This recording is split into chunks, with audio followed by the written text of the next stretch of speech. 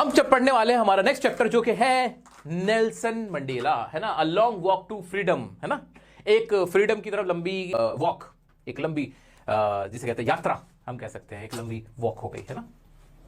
चल क्या है चैप्टर में? अरे बड़ा मजेदार चैप्टर है, एक तो सच्चा चैप्टर है, सच्चे चैप्टर, अच्छे चैप्टर, सच्चे चैप्टर है क्योंकि सच्ची कहानी। किसकी कहानी है इसमें? नेल्सन मंडेला नाम सुना आपने? हाँ। क्या आपके साथ भी ऐसा होता है कि अगर आपका रंग थोड़ा सा सांवला है, अगर आप थोड़े से काले हो, क्या आज भी आपके साथ ऐसा होता है कि लोग बोल देते हैं भाई अरे ये तो काला सा है, ऐसा बोल देते हैं? या फिर आपने ऐसा किसी को कहते हुए सुना है? हाँ होता है, बहुत होता है भाई, बहुत होता है। बेचारा इंसान अगर आज के टाइम में कोई ज्यादा गोरा है, जो बिल्कुल ही व्हाइट है, उसको कह देते हैं कैसा है, गोरा सा है, उसको कुछ कुछ कहते हैं। कोई काला होता है उसको काला कहना शुरू कर देते हैं, पता नहीं क्या क्या नाम रखते हैं, मैं तो अपने मुंह से बोल भी नहीं सकता। क्या ये सही होता है? क्या ये सही होता है? नहीं होता ना सही। बल्कि ये तो यहां हाल है, जबकि इंडिया में तो सादा गोरे हम लोग हैं भी नहीं। इंडियंस कैसे कलर के होते हैं? ज्यादा गेहूं कलर के होते हैं, है ना। लेकिन सबका कलर गेहूं ही तो होता है ना, सबका कलर गेहूं ही तो होता है, बहुत ज्यादा गोरा तो कोई भी नहीं होता, है ना?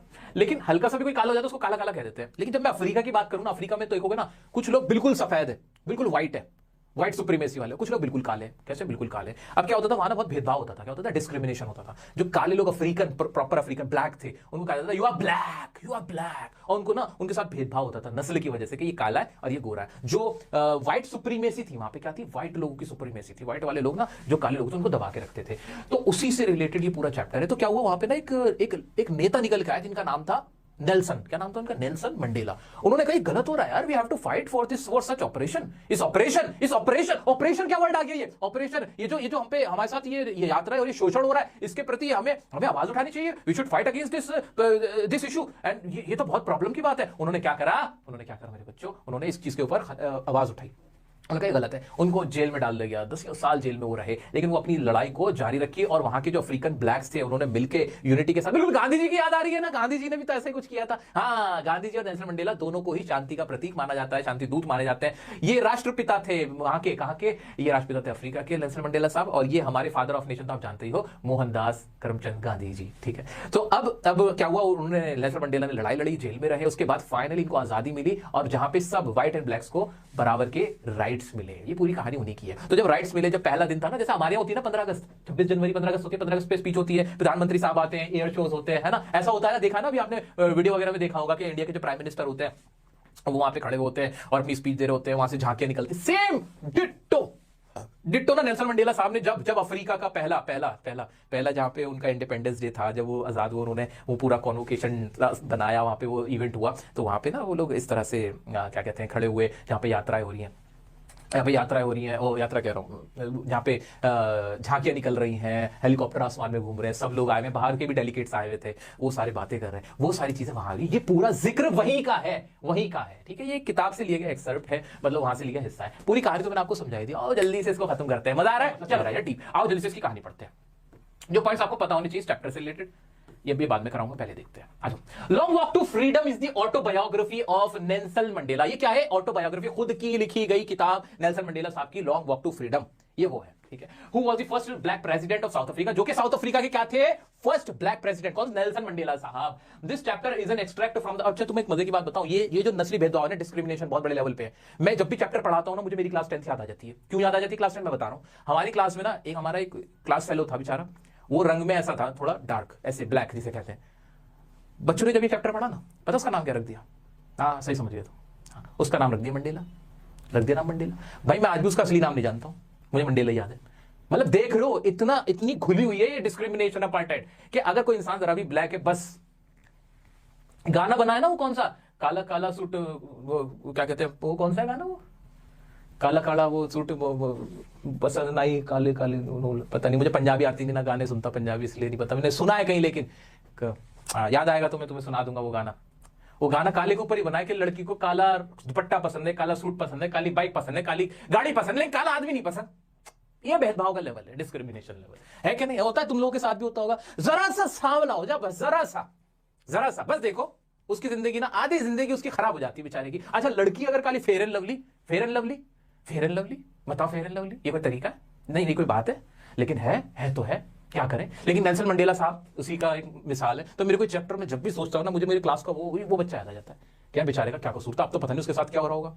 चलो आ जाते हैं। मंडेला हुआ the first black president of South Africa. अच्छा, मैं इस चीज के खिलाफ हूं, पहले बता दूं, कहीं सोचो कि मैं सपोर्ट कर रहा हूं। मना भाई, सब बराबर होते हैं, सब बराबर है, जो जैसा वैसा, अच्छा बस। This chapter is an extract from autobiography of Nelson Mandela. ये क्या है ऑटोबायोग्राफी नेल्सन मंडेला की, तो समझ गए आप। It includes the description of the inauguration ceremony. वहां क्या हो रही थी? इनॉग्रेशन सेरेमनी हो रही थी। इनॉग्रेशन का मतलब किसी चीज की जब शुरुआत होती है। दुकान की क्या होती है? इनॉग्रेशन होती है। शोरूम की इनॉग्रेशन होती है। ऐसे इनॉग्रेशन किसका हो रहा है यहाँ पे? इनॉग्रेशन सेरेमनी हो रही है। जो फर्स्ट ब्लैक प्रेसिडेंट है उनकी, कौन है वो? कौन है? नाम बताओ ना। Who is the first black president of South Africa? जल्दी नाम बताओ, जल्दी से नाम बताओ। आ जाओ मेरे प्यारे बच्चों, जल्दी से नाम बताओ। It includes the description of the inauguration ceremony, citations from his speech. वहां जो उन्होंने स्पीच दी उसकी साइटेशन यानी उसके हिस्से इसमें डले हुए हैं। His journey to being a freedom fighter, और उनकी जर्नी जो एक फ्रीडम फाइटर बने थे, है ना, वो इसमें बताई गई है। एंड हिज स्ट्रगल्स, और अपने स्ट्रगल बताए गए हैं। अच्छा, इसको याद करना या फिर रटना पड़ेगा क्या? नहीं नहीं भाई, कोई अपनी किताब लिख रहा है, कोई अपनी किताब लिख रहा है। नेल्सन मंडेला जो कि फर्स्ट ब्लैक प्रेसिडेंट है, वो अपनी किताब में क्या लिखेंगे? अपना स्ट्रगल लिखेंगे कि नहीं? नहीं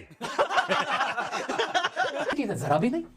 आ जाओ आ जाओ आ जाओ। Description of their inaugural ceremony which took place, okay, which took place in on 10th May 1994। मेरे बर्थडे के आसपास ये प्रेसिडेंट बने थे। वाओ, ठीक है। 10 मई को ये बने थे, 11 मई को हम हो गए थे, तो भाई हमारा इनसे कुछ तो रिश्ता रहा ही होगा, ठीक है। 10th May 1994 at the sandstone amphitheatre in Pretoria. ये इंपॉर्टेंट है, कहां पे हो रहा था? प्रिटोरिया में हो रहा था। प्रिटोरिया साउथ अफ्रीका में एक जगह है, वहां नाम प्रिटोरिया। वहां का एम्फीथिएटर समझते हो? एक तो होता है ऑडिटोरियम, है ना। ऑडिटोरियम में तो ऐसे कुर्सियां लगी होती है ऐसे करके। एम्फीथिएटर होता है ऐसे खुला मैदान होता है, बहुत बड़ा, आगे ऐसे गोला बना होता है सर्कल, और फिर साइड में ऐसे सीढ़ियां बनी हुई होती है जिस पे लोग बैठते हैं, उसे एम्फीथिएटर कहते हैं, ठीक है। तो एम्फीथिएटर में प्रिटोरिया में कब हुआ था ये? कब हुआ था मुझे बताओ ना। 10 मई 1994 को। क्या हो रहा था? ये क्या हो रहा था? इनॉग्रेशन सेरेमनी थी। किसकी इनॉग्रेशन सेरेमनी थी? First black president of South Africa की।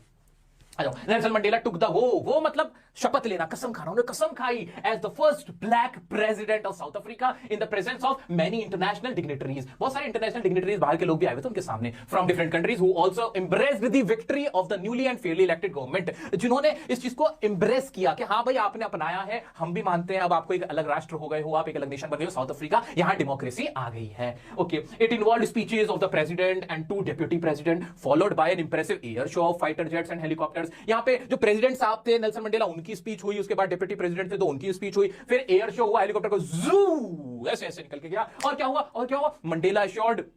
मंडेला ने श्योर किया अपनी स्पीच में कि कंट्री में that his country would never ever experience the same suppression of one by another. आज के बाद ना हमारे इस कंट्री में, हमारे साउथ अफ्रीका में दोबारा से कोई सप्रेशन नहीं होगा, कोई ऑपरेशन, सप्रेस दबाना, ऑपरेशन शोषण करना, सप्रेस दबाना, ऑपरेशन शोषण करना, सप्रेस दबाना, ऑपरेस किसका सप्रेशन हो रहा था? किसका? साउथ अफ्रीका के लोगों का। किसके द्वारा? वहीं के लोगों के द्वारा, गोरों के द्वारा। तो this is the last time, we will not let it happen. हम इसको होने नहीं देंगे, हम इसको दोबारा से होने नहीं देंगे जहां कोई सप्रेशन किसी का नहीं करेगा, कोई ऑपरेशन नहीं करेगा। वो मतलब कसम खाई किसने? नेल्सन मंडेला ने। That long ago in the first decade South Africa democracy had been established. Democracy यहां पे आ गई है, स्थापित हो गई है। The author said that long ago in the first decade of 20th century white supremacy introduced the system of apartheid and made life a living hell for the dark skinned population। Important word है कि बहुत सालों पहले 20th century के starting में यहां पे, हाँ स्टार्टिंग में ही तो था ना, हाँ द फर्स्ट डिकेड, जो पहला डिकेड था यानी पहले 10 साल थे 20th सेंचुरी के, वहां पे साउथ अफ्रीका के अंदर व्हाइट जो लोग थे, व्हाइट सुप्रीमेसी वाले लोग थे, उन्होंने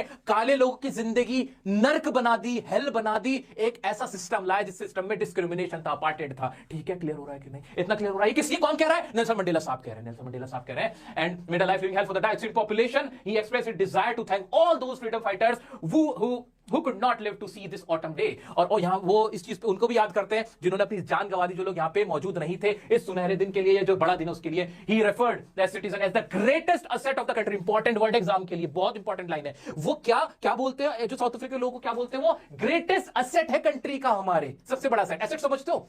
कहीं पर कोयले की खानें होती है, जैसे साउथ अफ्रीका में डायमंड हो सकता है एसेट हो। क्या डायमंड बड़ा एसेट है या वहां के लोग ज्यादा बड़े एसेट है? एग्जाम में क्वेश्चन आए तो आप सीधा सा बोलोगे नहीं, डायमंड नहीं, क्या है? लोग बड़े एसेट है। The citizen of the South Africa या citizen of a country are the most important asset. कैसे एसेट है? वो सबसे बड़ा एसेट है क्योंकि उनकी कीमत ना लगाई नहीं जा सकती, वो बहुत बड़ी, वहां पे वो उस कंट्री को सेव करते हैं, गार्ड करते हैं, ये वो सारी चीजें आप उसमें लिखोगे। अभी आगे इस पे पढ़ते हैं। Mandela believes that courageous is not the man with who is fearless. Courageous वो नहीं है, दिल उसका बड़ा नहीं है, दिलदार वो नहीं है जो कि जिसको डर नहीं लगता, but the man who has overcome fear. लेकिन करेजियस वो है जो डर से बाहर निकल जाए, जिसने डर पे काबू पा लिया हो। कि करेजियस वो नहीं है, बहादुर वो नहीं है जिसे डर नहीं लगता, बहादुर वो है जिसे डर लगता था और उसने उस पे काबू पा लिया। समझ पा रहे हो? Courageous is not the one who is fearless. Courageous is the one who has overcome the fear. Are you getting my point? Are you getting my point? चलो चलो चलो जल्दी से देखते हैं मेरे प्यारे बच्चों। आज कितना आसान सा लग रहा है, ये मजा आ रहा है। But the man who has overcome fear, the author also mentioned two responsibilities. Two responsibility every man has. हर इंसान की दो responsibilities होती हैं। The first one towards the family.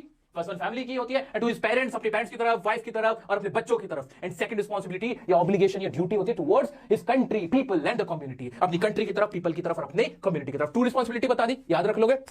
आगे बढ़ते हैं, चलो। When Mandela became an adult, he realized that his freedom was an illusion. He was the slave of exploitation.